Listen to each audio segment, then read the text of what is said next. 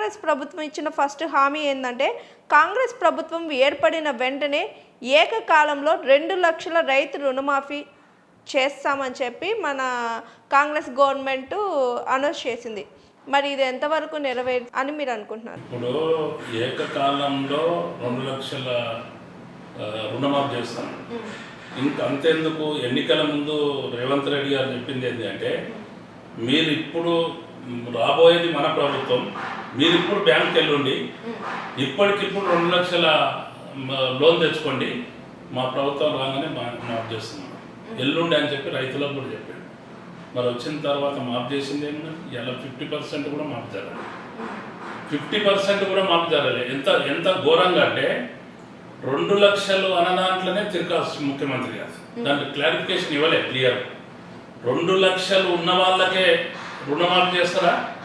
2 లక్షల లోపల 1,80,000 ఉన్నోనికి తక్కువకి మాఫీ చేస్తారా?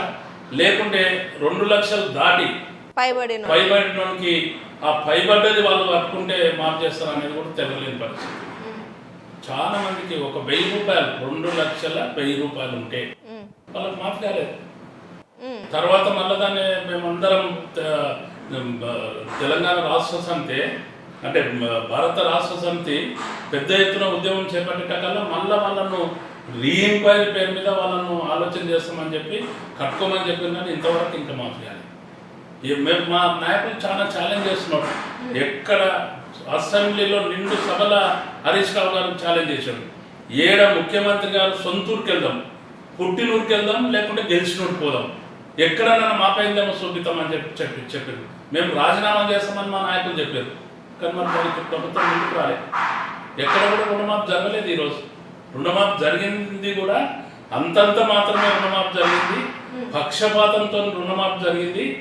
అసలు రైతాంగానికి రుణమాఫీ జరగలేదు, సక్రమమైన రుణమాఫీ జరగలేదు.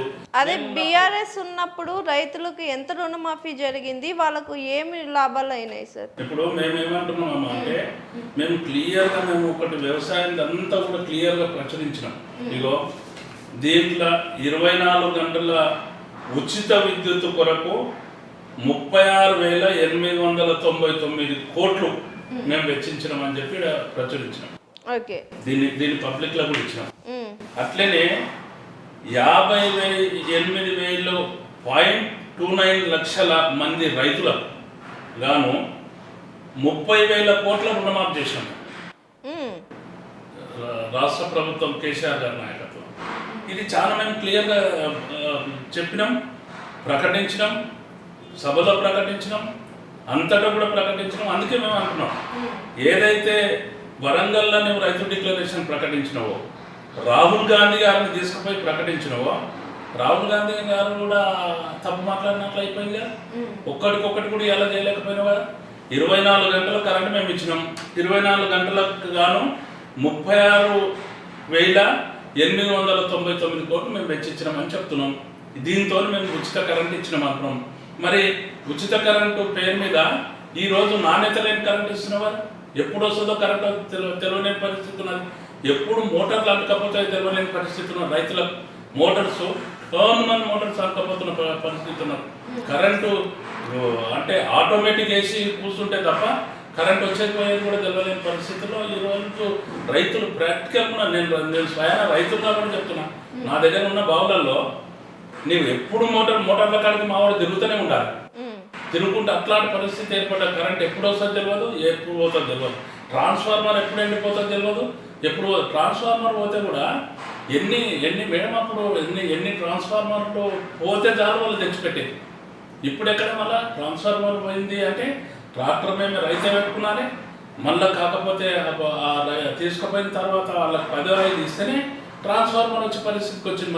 మళ్ళీ ముందటి రోజులు వచ్చినాయి. ఇప్పుడు ఆ విధంగా జరుగుతుంది. రుణమాఫీ కూడా ప్రజలను బబ్ చేయడమే తప్ప రుణమాఫీ ఎక్కడ కూడా జరగలేదు, ఎక్కడ కూడా సక్రమంగా జరగలేదు. Hi, this is Swathi.